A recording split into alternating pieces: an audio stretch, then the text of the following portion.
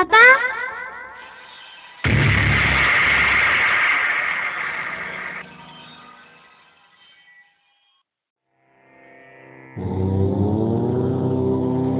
ശ്രീമൂകാംബികായ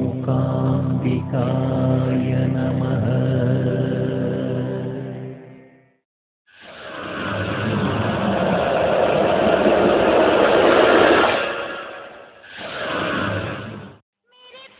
കുറെ നാളായി നമ്മൾ ടെലിഫിലിം ആൽബം പിടിക്കാൻ തുടങ്ങിയിട്ട് ഒരു കാര്യമില്ല.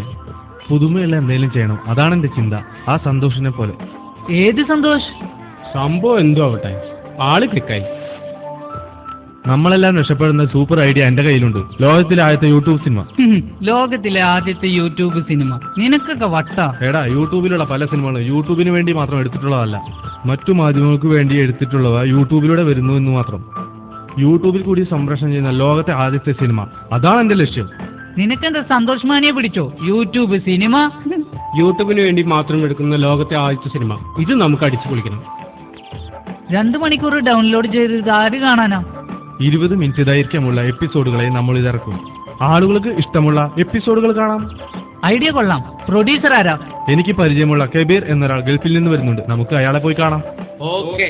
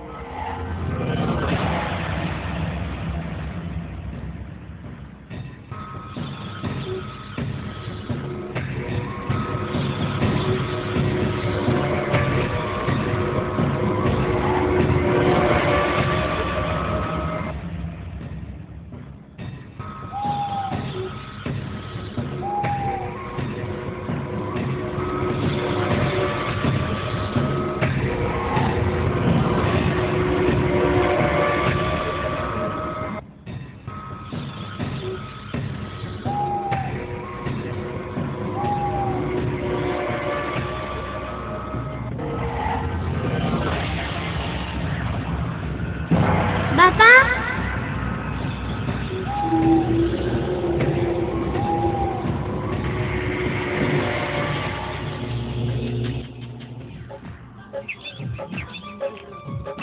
ഇപ്രാവശ്യം ആർക്കാ വീണത്?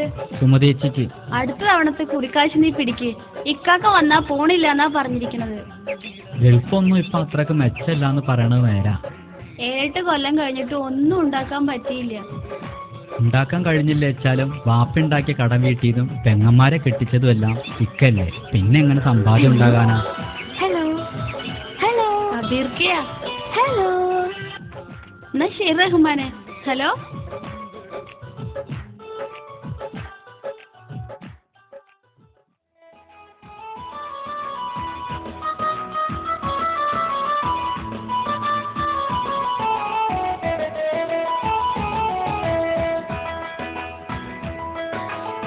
കുറിക്കാശ് പിടിക്കാൻ ഞാൻ റഹ്മാനോട് പറഞ്ഞിട്ടുണ്ട്. ഇക്കനെ തിരിച്ചു പോണില്ല വെച്ചാ നാട്ടിലെന്തേലും ബിസിനസ് തുടങ്ങാം. അധികം റിസ്ക് ഒന്നും ഇല്ലാത്ത എന്തെങ്കിലും. നാളെ കൊച്ചാപ്പ് വരാന്ന് പറഞ്ഞിട്ടുണ്ട്. ഏതൊരു ബിസിനസിന്റെ കാര്യം പറയാനത്രേ. കാര്യം ഒരു നിങ്ങളുടെ അളാപ്പൊക്കെ തന്നെയാവും. പക്ഷേങ്കിൽ സൂക്ഷിച്ചു നിന്നോളെ. ഏത് കുടുക്കിലാ ചാടിക്കാന്ന് പടച്ചോല് മാത്രമേ അറിയൂ. റിയൽ എസ്റ്റേറ്റ് അത്രേ. അല്ല, കുറച്ചു ദിവസമായിട്ട് അന്നെ അങ്ങോട്ട് കാണാറേ ഇല്ലല്ലോ. അപ്പൊ ഞാനൊരു പുതിയ ബിസിനസ് തുടങ്ങി. അതിന്റെ ക്ലാസ്സിന് പോയിരുന്നു. വന്നിട്ട് ഇത്ര ദിവസമായിട്ടും പുറത്തേക്കൊന്നും കണ്ടില്ലല്ലോ. മനസ്സിനൊരു സുഖമില്ല, ആകെ ഒരു മൂഡൗട്ട്. നാട്ടിൽ എന്തെങ്കിലും ഒരു ബിസിനസ് തുടങ്ങണം, അതപ്പം എൻ്റെ ആഗ്രഹം. ഞാനും എന്റെ സുഹൃത്തും കൂടി പുതിയൊരു ബിസിനസ് തുടങ്ങിയിട്ടുണ്ട്. നാളെ ഞാൻ അവനെ പരിചയപ്പെടുത്തി തരാം. എന്ത് ബിസിനസ്സാടാ? എല്ലാം നാളെ ഓര് പറഞ്ഞുതരും. ഇക്ക നമ്മളോടൊപ്പം നിന്നാ മതി.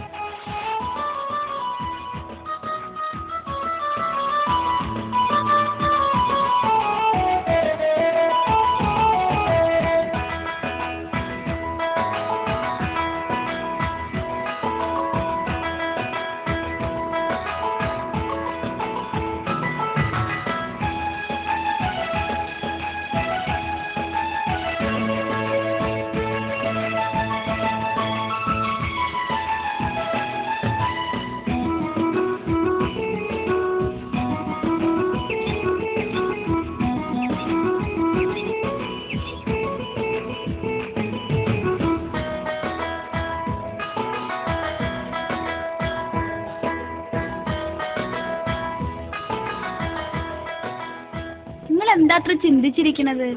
റഹ്മാൻ പറഞ്ഞ പുതിയ ബിസിനസിനെ പറ്റി ചിന്തിക്കായിരുന്നു. അടുത്ത പ്രാവശ്യത്തെ കുറി പിടിച്ച കാശായില്ലേക്ക. റഹ്മാൻ നമ്മളെ ചതിക്കൊന്നുമില്ല. ഓനുണ്ടാവില്ലേ നമ്മുടെ കൂടെ? എന്നാലും ഇവര് പറയുന്ന ലക്ഷങ്ങളും കോടികളൊക്കെ വരുമാനം ഉണ്ടാവൂ. പടച്ചം കാശുണ്ടാക്കാൻ വേണ്ടി ഒരു വഴി കാണിച്ചു തരുമ്പോ കണ്ണും വീശിന്നിട്ട് കാര്യമില്ല. ആ ഇനിയൊക്കെ ഇക്കാന്റെ ഇഷ്ടം.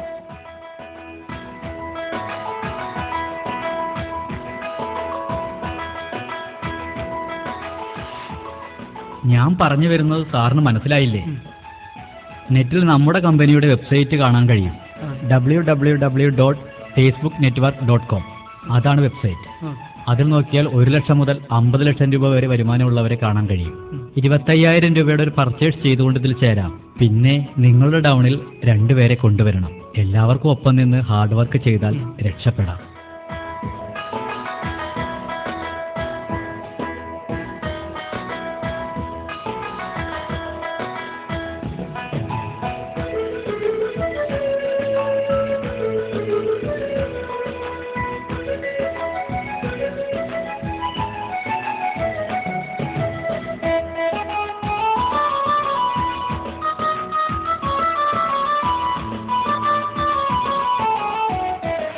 ഇന്ന് നമ്മൾ പരിചയപ്പെട്ട 2 എത്രയും പെട്ടെന്ന് നിങ്ങളുടെ കീഴിൽ ചേർക്കണം. അതിനായി 50,000 ഇറക്കണം. അച്ചീവ്മെന്റിന് 10 ആളെ കൊണ്ടുപോകണം. അതിനൊരു 10,000. 10 ആളിൽ 5 ആൾ ജോയിൻ ചെയ്താൽ നിങ്ങളുടെ വരുമാനം 1 ലക്ഷമാകും. പിന്നെ നിങ്ങൾ പിടിച്ചാൽ കിട്ടൂല. എന്നാ വാ. ആ മണ്ടം വരണുണ്ട്. കാറിന്റെ കാര്യം സംസാരിച്ചോട്ടാ. വരട്ടെ.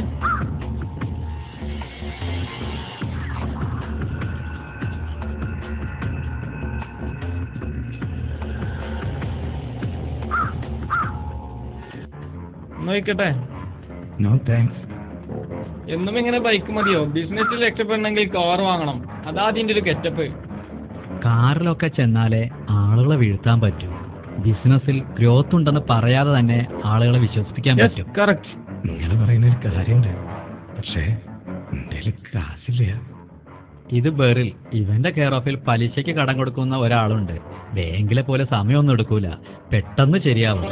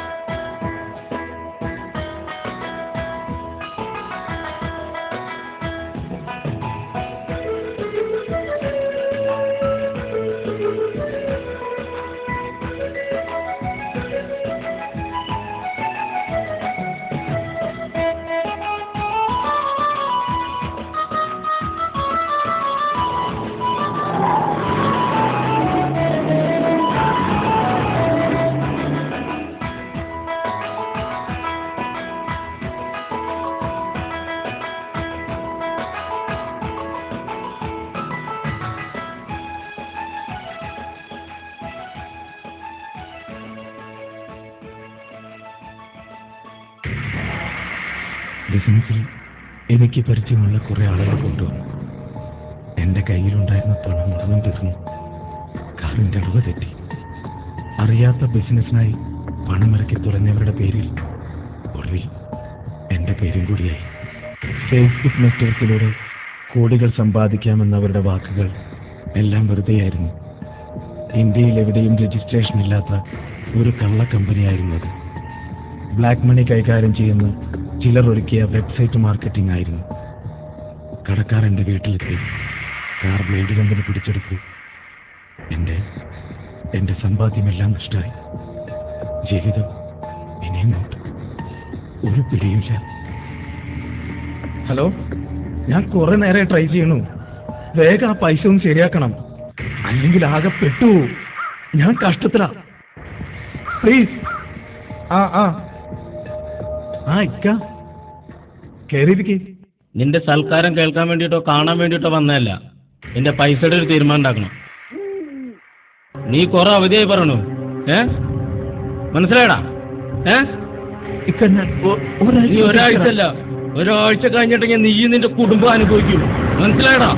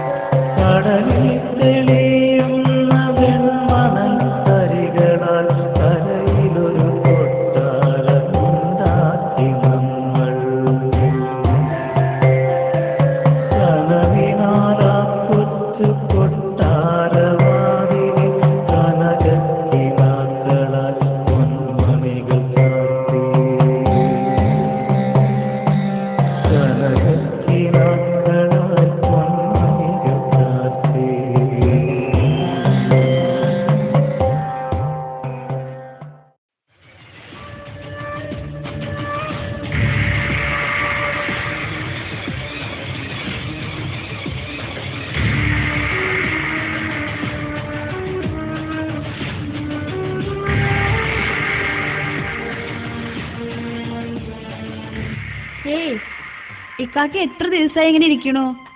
ഗൾഫിലുള്ള എന്റെ ചങ്ങാതി അക്ബർ വന്നിട്ടുണ്ട്. നാളെ അവനൊന്ന് കാണണം. അതേക്കുറിച്ച് ചിന്തിക്കായിരുന്നു. എന്റെ കയ്യിലുണ്ട് തെറ്റ്. ആ റഹ്മാനെ കണ്ടിക്കാൻ പാടില്ലായിരുന്നു. എല്ലാവരുടെ കാശും പോയില്ലേ? അവന് മാത്രം കുറ്റപ്പെടുത്തിയിട്ട് എന്താ കാര്യം?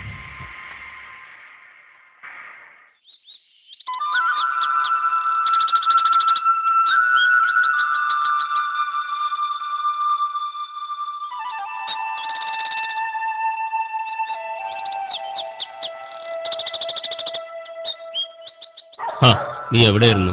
എത്ര നേരം ഞാൻ നിന്നെ കാത്തിരിക്കുന്നു. വാ, ഇരിക്കും.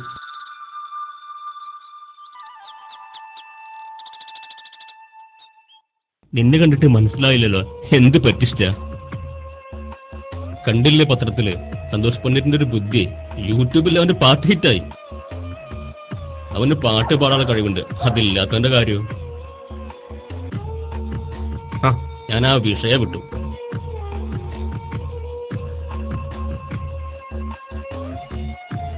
ഇതാണ് സാധനം. നിയമപരമായിട്ട് എന്ത് പ്രശ്നം ഉണ്ടെങ്കിലും ഞാൻ നോക്കിക്കോളാം. ലൈസൻസിന്റെ കാര്യം ഒന്നും പേടിക്കണ്ട, ഇത് വിറ്റാ മതി. ശരി, എല്ലാം ഞാൻ ശരിയാക്കാം, ഉറപ്പ്. കണ്ടില്ലേ പത്രത്തില് സന്തോഷ് പണ്ഡിറ്റിന്റെ ഒരു ബുദ്ധി. യൂട്യൂബിൽ അവന്റെ പാട്ട് ഹിറ്റായി. അവന് പാട്ട് പാടാനുള്ള കഴിവുണ്ട്, അതില്ലാത്തവന്റെ കാര്യം.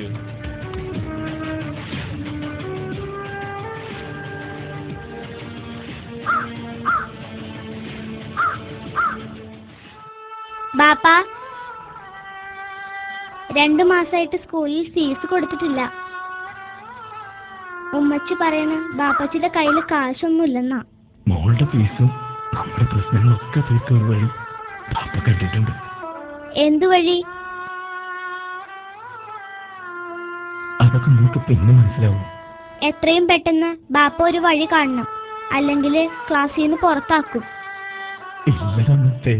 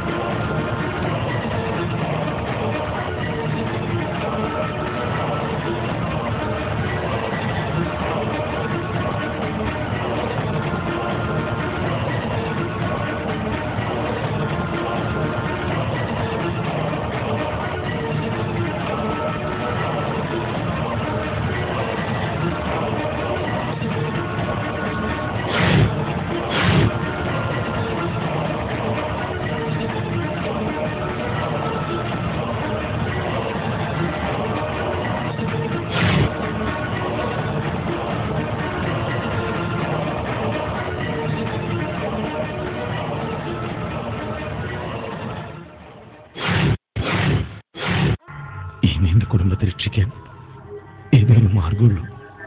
യൂട്യൂബിന്റെ പ്രേക്ഷകരായ നിങ്ങൾ എന്റെ ആത്മഹത്യയുടെ ലേഖസിയും ഒത്തിരി വട്ടം കാണണം. അത് നിങ്ങൾ ചെയ്യുന്ന പുണ്യ. ലക്ഷക്കണക്കിന് ആളുകൾ അത് കാണുന്നതിലൂടെ യൂട്യൂബിൽ നിന്ന് എന്തെങ്കിലും വരുമാനം കിട്ടുകയാണെങ്കിൽ അതെന്റെ കുടുംബത്തിന് വലിയ സഹായമായിരിക്കും. നിങ്ങളുടെ മുന്നിൽ ഞാൻ എന്നെ തന്നെ സമർപ്പിക്കുക. എന്റെ അവസാന നിമിഷങ്ങൾ ഈ വലിയ മാധ്യമത്തിലൂടെ നിങ്ങൾ കാണണം. Good bye. Good bye.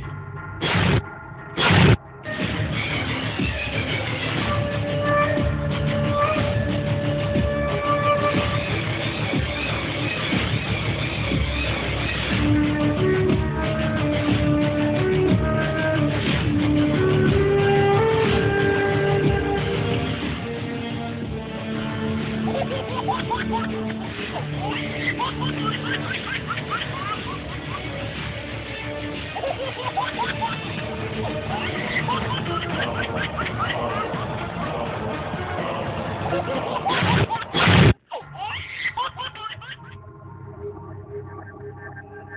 Hello, hello, ആരാ? ഞാൻ അരവിന്ദാണ്. ഏതരവിന്ദ്? നമ്മൾ ഫേസ്ബുക്കിലൂടെ പരിചയപ്പെട്ടിട്ടുണ്ട്. സാറിന് ഓർമ്മയില്ലേ? ഓ, അരവിന്ദ്. എന്താ ഇപ്പൊ വിളിച്ചേ? നാട്ടിലെത്തിയ എന്റെ ഒരു പ്രോഗ്രാം പ്രൊഡ്യൂസ് ചെയ്യാമെന്ന് സാർ പറഞ്ഞിരുന്നു.